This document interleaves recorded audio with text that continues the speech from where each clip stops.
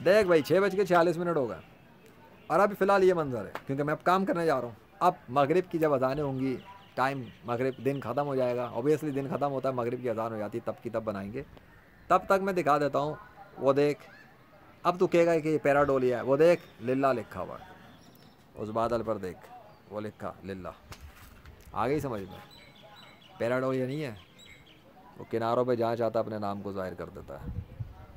ओए तुम भी आ जाओ, जल्दी से आ जाओ कैमरे पे, आ जाओ भाई आ जाओ। क्या कर रहे हैं भाई, थोड़ा सा फनी इंटरटेनमेंट भी तो कर लें। अरे अरे अरे, ज़बरदस्त, गुड हो गया। कुछ तो लो ना, अल्लाह की मखलूक है वो भी। हाँ भाई ये यहाँ का सीन है, ये यहाँ का सीन है। ये सर के ऊपर आया हुआ है और ये बादल इधर है, फिर रहे हैं, उड़ रहे हैं, चारों तरफ घूम रहे हैं। ज़बरदस्त, आ गए ना, गुड शॉट। जिसके हुक्म पर आए हो उसी के हुक्म पे जाते हो, वो है Allah. Thank you Allah, thank you thank you thank you thank you. बहुत है, बहुत है। अल्लाह अकबर।